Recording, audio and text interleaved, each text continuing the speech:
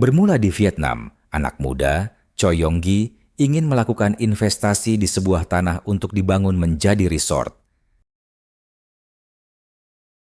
Tibalah Kang Hae-sang bersama kawanannya yang menyamar sebagai seorang pengusaha rental mobil di Ho Chi Minh. Choi Yong-gi diajak untuk masuk ke dalam mobil van untuk membicarakan bisnis. Tetapi yang terjadi malahan Choi Yong-gi mendapatkan perlakuan keji hingga dia babak belur. Dia berhasil melarikan diri selagi mereka beradu pendapat di dalam mobil van.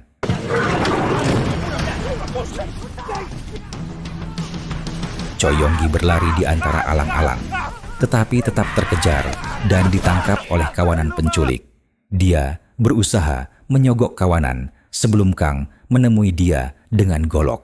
Sebelum kawanan itu menyetujuinya, iya atau tidak, Kang menghabisi nyawanya tanpa ampun.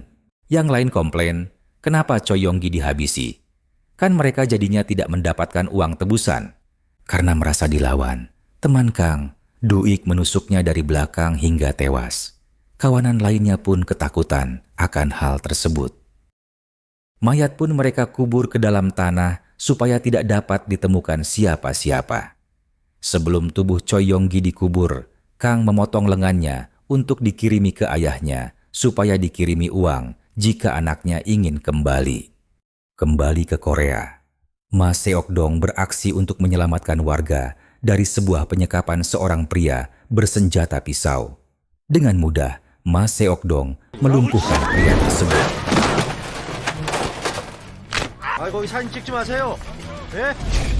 Warga pun senang akan penyelamatan dilakukannya. Ma Seok-dong dan Kapten Jeon Iman akan bersama-sama pergi ke Vietnam guna ekstradisi tersangka Jong-hun. Sesampai di Vietnam, mereka menginterogasi Jong-hun. Kenapa tiba-tiba menyerahkan diri? Jong-hun tidak mau mengaku. Ma Seok-dong menggunakan cara dia supaya Jong-hun memberitahu. CCTV ditutupi dan pintu masuk pun dijaga. Selagi Ma Seok-dong melakukan caranya. Akhirnya, Jong-hun mengaku bahwa dia diancam akan dibunuh oleh Lee Jong-du. Ma Seok-dong pun bergegas pergi ke tempat tinggal Lee Jong-du. Tetapi yang dia sudah tewas di kamarnya. Ma Seok-dong kembali menanyakan ke Jong-hun siapa yang membunuhnya. Jong-hun masih bungkam siapa di balik pembunuhan tersebut. Ma Seok-dong menggunakan caranya kembali supaya Jong-hun beritahu dia. Dia pun kembali mengaku kemungkinan Kang Hae-sang yang membunuhnya karena dulu mereka adalah anak buahnya untuk menawan lokal turis dan meminta imbalan. Jong-hun memberitahu di mana mereka menguburkan mayat Choi Yong-gi dan yang lain. Ma Seok-dong dan sang kapten menggali tanah mencoba mencari mayat yang disebut Jong-hun. Mereka pun menemukan mayat tersebut. Tapi tidak hanya satu, ada beberapa di sana. Polisi setempat pun dipanggil untuk menelusuri lokasi ini. Ma Seok-dong menelepon rekan dia yang juga berada di Vietnam, Gasolin, menanyakan apakah mengetahui info Kang. Rupanya, selain Ma Seok-dong, ada seseorang bernama Raku yang juga mencari Kang. Raku ini adalah gangster Korea yang tinggal di Vietnam. Ma Seok-dong dan sang kapten pun bertamu ke markas Raku. Sebelum bertemu Raku, mereka harus melewati segerombolan anak buahnya. Dan terjadilah perkelahian.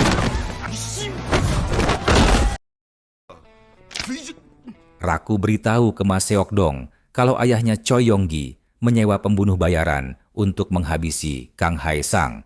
Gerombolan sudah siap di tempat persembunyian Kang Hae-sang. Mereka mengatur posisi masing-masing untuk menyergap Kang. Kang pun tidak bodoh, dia mengetahui ada yang sedang berkunjung ke tempat dia karena ada sisa sebatang rokok yang masih hidup di lantai. Kang Hae-sang dan kawannya satu persatu menghabisi gerombolan tersebut.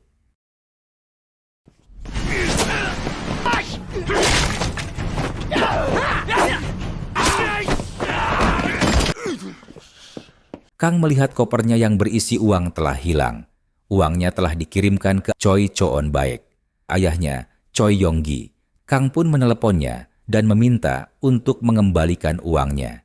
Jika tidak, dia akan menghabisinya. Choi Choon Baek menolak untuk mengembalikan uangnya. Marahlah Kang. Ma Seok Dong dan Kapten 2 Iman sampai di lokasi markas Kang. Sepertinya sudah terlambat karena gerombolan semuanya berhasil dihabisi oleh Kang dan temannya. Tapi Kang dan temannya masih di sana. Kapten terkena bacokan di pundaknya. Perkelahian terjadi.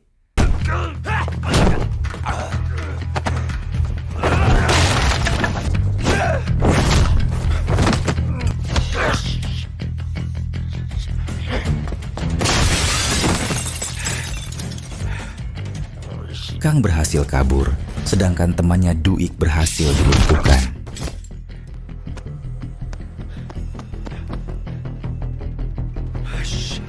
Kapten Duaman dapat selamat dan dirawat di rumah sakit. Karena mereka berdua melangkahi kepolisian lokal, mereka segera dideportasi. Duik juga dirawat di rumah sakit yang sama, dibantu oleh Park Chang-soo untuk mengalihkan penjagaan polisi di rumah sakit. Ma Seok Dong berhasil masuk ke ruangan Duik. Di dalam ruangan, Ma Seok Dong untuk interogasinya, di mana Kang Hae Sang bersembunyi. Kepala kepolisian setempat datang membawa surat deportasi. Ma Seok Dong malah senang untuk dideportasi, karena Kang Hae Sang kini berada di Korea untuk menemui Choi Choon Baek. Di Korea, Ma Seok Dong menemui Jang Isu yang dulu pernah hampir tewas tapi masih hidup. Sekarang dia menjalani pencari talent imigran. Dia infokan bahwa ada satu kapten bernama Kapten Mata Satu. Dia satu-satunya pemain yang menyelundupkan dari Cina. Dia baru saja melakukan penyelundupan dari dermaga Gongpyong. Ma Seok Dong dan kawanan polisi memeriksa CCTV yang ada di dermaga tersebut. Akhirnya dikenali bahwa Kang Hae Sang telah sampai ke Korea. Kang Hae Sang meminta bantuan dengan kedua mantan rekanan, Jang Ki Cheol dan Jang Sun Cheol, dia untuk menjalani strategi dia dalam menculik Choi Choon Baek. Kang Hae Sang tiba di tempat pelayatan Choi Yong-gi. Di satu lift, Choi Choon Baek tidak mengenali Kang, hingga akhirnya Kang memperkenalkan dirinya sendiri. Kang berhasil melumpuhkan bodyguardnya Yong-gi. Yong-gi pun dibawa ke van yang sudah disiapkan oleh kedua rekannya untuk melarikan diri. Yong-gi disiksa dan direkam untuk meminta uang ransom kepada istrinya. Istrinya menyetujui pemberian uang ransom, tapi dengan beberapa syarat. Harus bertemu dan dia berpergian dengan seorang supir. Jang Iso dipilih Ma Seok Dong karena tidak mau Kang curiga jika memilih dari pihak polisi. Ma Seok Dong dan kawanan polisi mengintai dari belakang. Kang Hae Sang memastikan bahwa mobil yang membawa itu tidak diikuti, disuruh untuk bolak-balik jalanan supaya kawanan polisi bingung bergerak. Oh Dong-gyun menyelusuri lokasi supaya bisa menyelamatkan Sandera terlebih dahulu. Akhirnya, dia menemukan mobil tersangka. Tetapi saat dibuka bagasi, tidak ada orang. Dong-gyun memberitahu Ma Seok Dong bahwa dia sudah menemukan lokasinya. Dia masuk ke dalam, lalu menemukan Choon Baek tepar di lantai. Dia berusaha membawa Choon Baek keluar. Seketika Kang muncul dan menghajar Dong-gyun. Untung saja aparat cepat datang ke lokasi sehingga Kang tidak menghabisi Dong-gyun. Kang Hae Sang pun kabur sebelum Ma Seok Dong sampai ke lokasi. Kembali ke Jang Isu, mobil dia bawa dihadang oleh kedua komplotan. Mereka hendak merampok uang yang ada di dalam mobil. Tapi dengan sigap, Jang Isuk mengendarai mobilnya ke area basement. Kang Hong Seok dan Kim Sang Hun mengikuti mereka juga ke area basement. Aksi kejar-kejaran pun terjadi.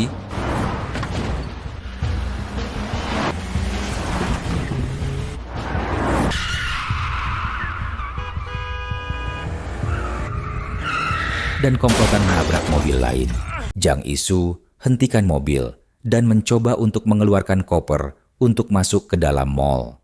Tetapi betapa susahnya dia untuk mengeluarkan kopernya. Jang Isu berpisah dengan Kim In Suk yang sudah masuk ke dalam mall. Tetapi Jang Isu kembali mengendarai mobilnya dan dihadang oleh Jang Sun Cheol di atas kap mobil. Sedangkan Jang Ki Cheol mengejar Kim In Suk. Kang Hong Seok dan Kim Sang Hun membantu untuk meringkus Jang Sun Cheol di basement. Jang Isu setelah melihat koper berisi uang bergegas tancap gas.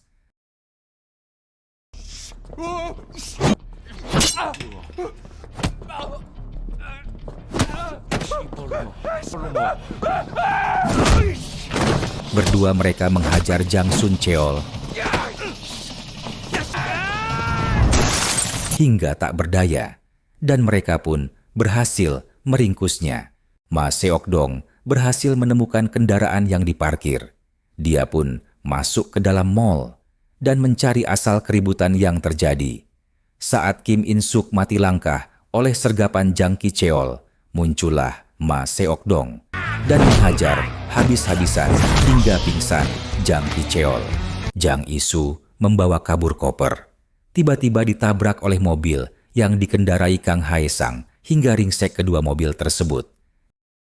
Jang Isu pun keluar dari mobil sambil membawa koper dan dikejar oleh Kang.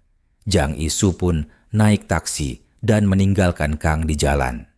Sesampai di dermaga, Jang Isu meminta bantuan Kapten Satu Mata untuk menyediakan kapal untuk dia menyeberang ke Cina berapapun harganya. Setelah deal harga, Jang Isu malah bertemu dengan Kang. Jang Isu berlagak menjadi Jang Chen. Bagi yang belum tahu siapa itu Jang Chen, bisa nonton di The Outlaws bagian pertama ya. Tanpa perlawanan koper itu diserahkan ke Kang Hae Sang. Kang Hae Sang melakukan pelarian dengan menggunakan bas. Ma Seok Dong menghentikan bas tersebut dan mengeluarkan penumpang sebelum melakukan perkelahian dengan Kang.